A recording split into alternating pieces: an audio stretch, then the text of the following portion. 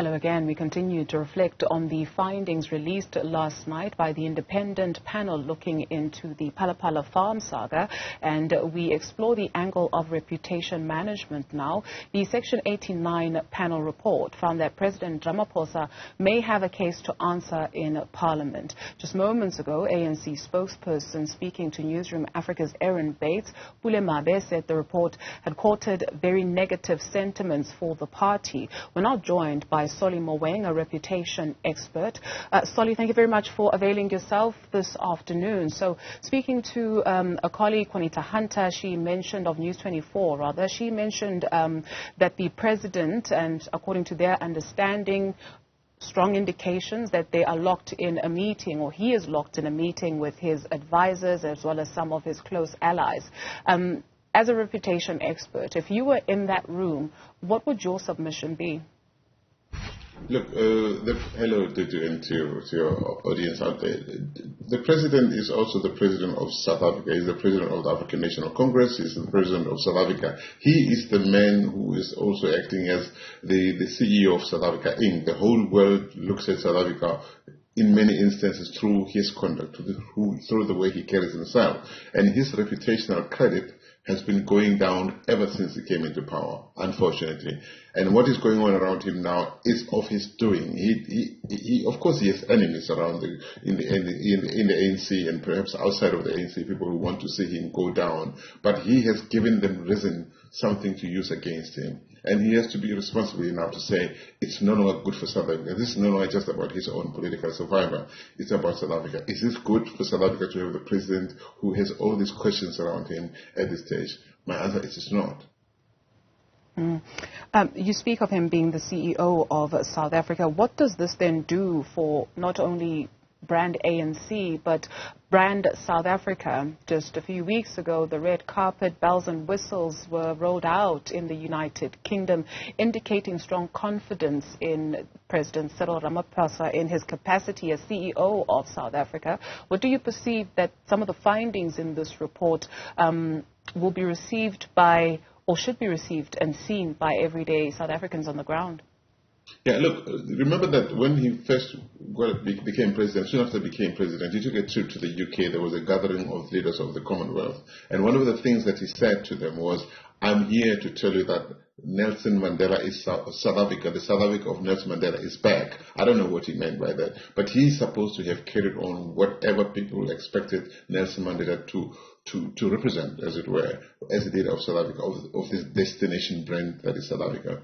But now he no longer carries that moral high ground. He's no longer able to stand on a chair in front of a rousing room filled with ANC people and say, guys, stop. We can't do that. It's not good for South Africa. Because each time he tries to do that, others point fingers at him. Even ministers like Sisulu and NDZ in his own cabinet are beginning to say things about him that are nasty. They no longer fear him. So the minute the leader is no longer able to be seen as one, and the leader doesn't have to be feared, but the leader must be respected. He has lost the respect of his own colleagues in the ANC particularly, and people around the country who voted for Ramaphosa, to empower Ramaphosa. As they used to say, many people who gave money for the Ramaphosa campaign so that he can be the man to save South Africa from the impact of the Zuma era, are disappointed. So he's failed so many people. I think that he has to look into the mirror and admit to himself that he is no longer the man that South Africa needs at this stage to hopefully stand up again from the devastating impact of state capture and other forms of corruption, arrogance, impunity in the party. It's actually because he was touted as the last hope for South Africa. Perhaps that last hope is gone, the light has dimmed. South Africa needs to be able to find a way to move forward without the ANC. Nobody else from the ANC, even Motlanthe, can save South Africa. As the vultures circle and the enemy smells blood, what should the next move be, not only for him but for the party? We understand they're meeting tonight at 7 p.m. What do you perceive as a reputation expert, if you were in that room, that they need to perhaps check off their list?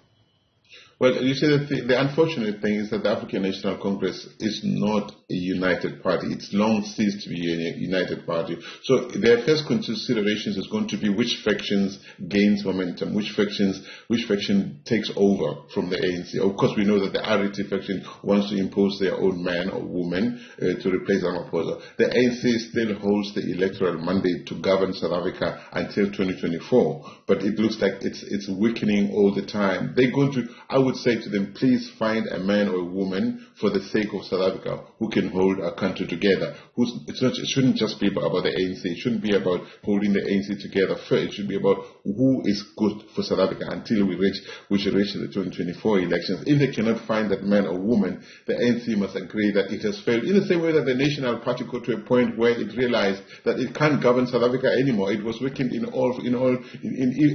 every other way you looked at it. The ANC must get to a point that it realizes that it's no longer the party for South Africa. They must accept a situation to be unrolled, as the DA and many other people are proposing, for us to have elections so that South Africans can again choose leaders to take this country forward. The ANC no longer has the wherewithal, the credibility, and the ability or the will to take South Africa forward. If they're no longer the party to lead South Africa forward, who is? If we have elections and everybody else positions themselves to be elected, South Africans will choose on the basis of what is being put in front of them by the political parties and individuals who are vying for the next leadership of South Africa. My proposal would be that South Africans need to come together ahead of the 2024 elections and form some form of collaboration, because there's not one party that's going to take over on its own. We need to say to ourselves, first of all, what is good for South Africa? Not what is good for my money, what is good for my Shaba, what's good for state, and what is good for South Africa.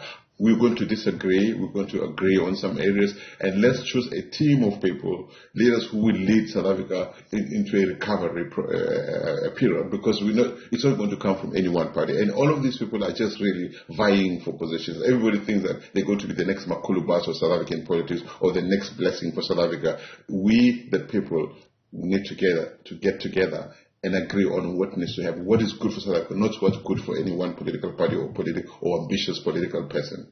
Solly Moeng is a reputation expert. As always, thank you.